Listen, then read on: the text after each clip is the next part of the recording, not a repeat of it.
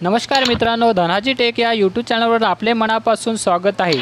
मित्रांनो, शेतकरी पीक विम्याबद्दल महत्त्वाची अपडेट आलेली आहे। तर मित्रांनो, बऱ्याचशा दिवसापासून 2024चा खरीपाचा पीक विमा मिळाला नाही व अजूनपर्यंत बरेचसे शेतकरी पीक विम्याची आतुरतेने वाट बघत आहे।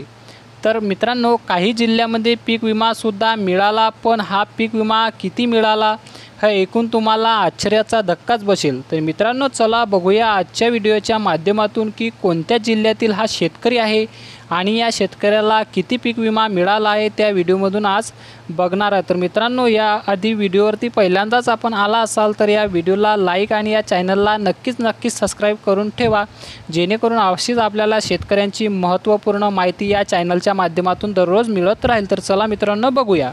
तर यामध्ये बघू शकता मित्रांनो तुम्ही, महाराष्ट्र गव्हर्नमेंट पीक विमा योजना, छत्रपती संभाजीनगर सरकारनं मोठा गाजावाजा करत शेतकऱ्यांसाठी 1 रुपयात पीक विमा जाहीर केला, पण शेतकऱ्यांच्या नुकसान भरपाईत फरक पडलेला नाही।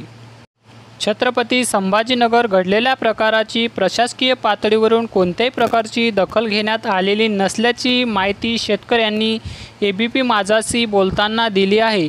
छत्रपती संभाजीनगरच्या वैजापूर तालुक्यातील अनेक गावांमध्ये शेतकऱ्याला 70 ते 80 रुपये नुकसान भरपाई मिळाली आहे। तसे मेसेज शेतकऱ्यांच्या मोबाईलवर आल्याचं पाहायला मिळालं।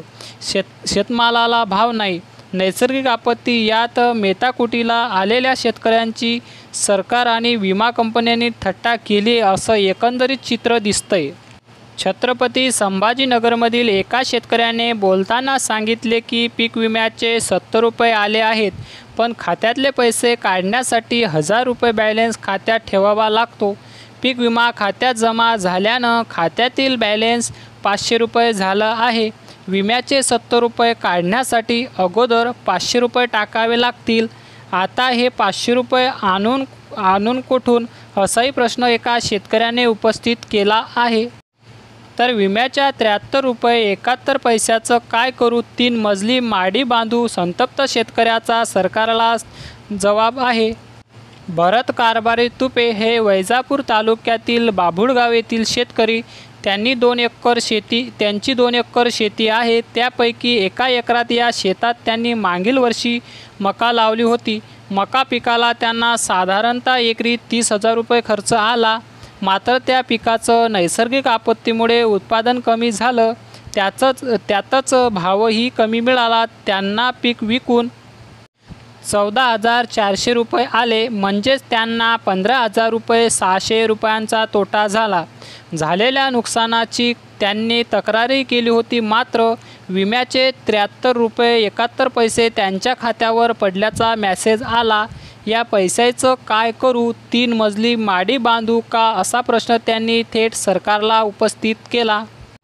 तर मित्रांनो, अशा पद्धतीने विमा कंपनीने थेट शेतकऱ्यांची थट्टा केली असा प्रश्न निर्माण होत आहे।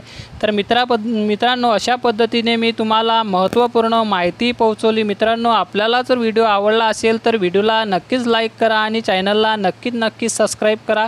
धन्यवाद।